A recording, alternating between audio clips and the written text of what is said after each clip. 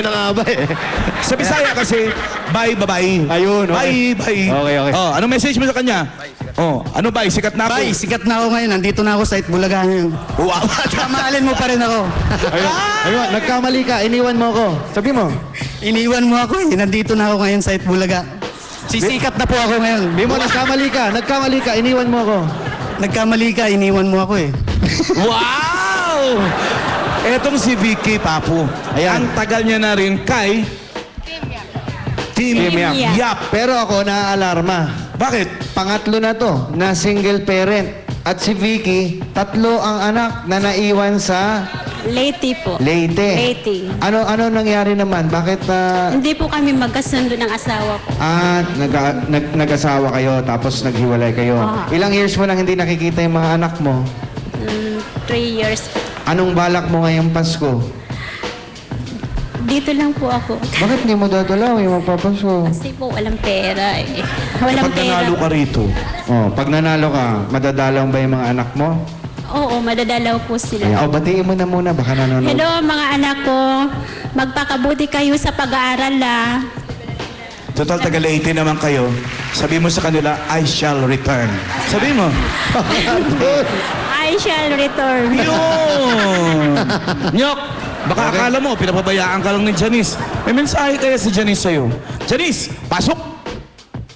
Sa aking loyal driver na si Onyok. Onyok, galingan mo, ha? Tapos pag nanalo ka, bigyan mo akong balato. Good luck! Yun. Sa'yo din naman eh. Vicky, may message din si Team Yap. Team! Alam mo, Vicky, kahit na minsan di mo mahanap yung mga damit ko, napakasipag mo and I really, really appreciate that. Hindi kita napapasalamatan ng palagi, pero ngayon napapasalamat ako sa'yo. Tsaka sana galingan mo, sana yung pagkasipag mo mapunta sa swerte. Sana swerte ka dito sa pula o sa puti. Kung saan ka man pupunta, sana manalo ka, okay?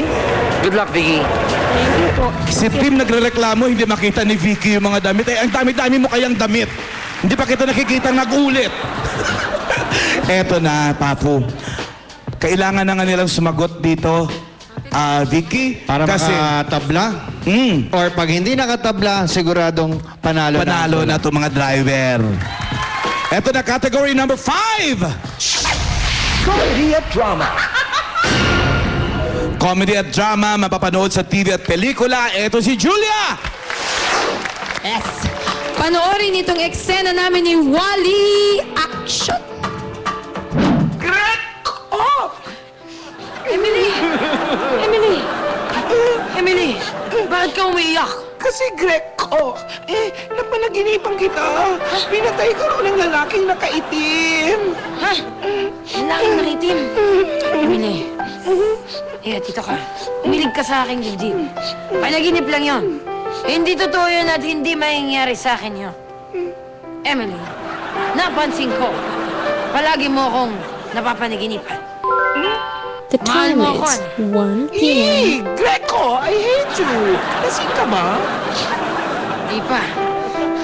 Dito. Emily! Emily! Ano? Emily!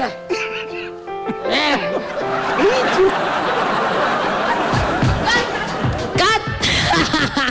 Sa GMA Telebabad show na Asero, sinong kapuso actress ang gumaganap bilang Emily? Vicky. Richard Gutierrez. Richard Gutierrez po ang gumanap bilang Emily. Julia. Emily! Richard Gutierrez, hindi po. Eto si Onyok. Sumagot man o hindi, panalo na. Pero tingnan pa rin natin kung alam niya. Sino Onyok? Sino? Sa Evangelista. Wow, Julia, tama ba yun? Pasok sa oras, tama pa! Tama! Ayos! Thank you sa mga yayas natin. May 25,000 na agad ang Star Drivers. Saludo kami sa inyong lahat na nakasama namin dahil sa inyong kasipagan. Abay, magpasalamat na rin tayo, Papo, sa mga driver natin at PA, RJ at kay Ed. Maraming salamat. Marlon. Wala na si Marlon. Saan o? Manager na ng Circo Timog. Promoted. Malalaman natin kung maiuwi nila ang jackpot o panalo ang mga kasama natin sa studio. Pero eto muna, may bulagaan tayo bukas. Makakasama pa natin ang Bamboo. At dito nyo mapapanood ang pagbabalik ni Ellie Buendia. Eto, panoorin nyo. Celine, birthday. Wala na ng sem break, pero tuloy-tuloy ang saya sa classroom ng Itbulaga. Granada!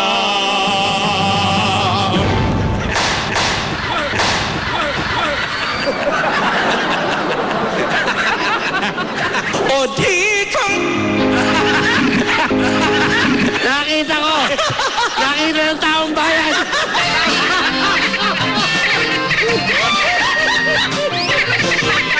Present din si Bamboo. And watch out for the much-awaited return of Ellie Buendia and Pupil in the music scene. Abangan sa Sabado. Ngayong Biyernes, 2 tao ang magbabagong buhay. Murado na ang kanyang mukha matapos lamunin ng kanser. Sa pagbabalik sa dati niyang ganda, hanggang saan ang kayang itulong ng siyensya. It's almost done. At malapunong kahoy na tumubo sa kanyang mga kamay at paa. Tila milagro namang natanggal pa. Sa Emergency 13th Anniversary Special, Biyernes pagkatapos ng saksi. Dumating na ang araw ng kanilang kasal. Ba't hindi ba ako pinakuha ng baril? Wala insurance lang, baka may manggulo eh. Ngunit hindi pag-iisang dibdib ang magaganap. Wini-wish mo na darating siya dito, nakakabayo, parang si Zorro, tapos ililigtas kayo sa demonyo pakakasalan mo, no? Hindi darating si Greco, Gigi. Masagip kaya sila ng tunay na pag-ibig? Utang na loob. Puntahan mo siya. Iligtas mo siya sa lalaking yun. Huwag na huwag palalampasin. Codename Acero. Ngayong gabi sa GMA Telebabad.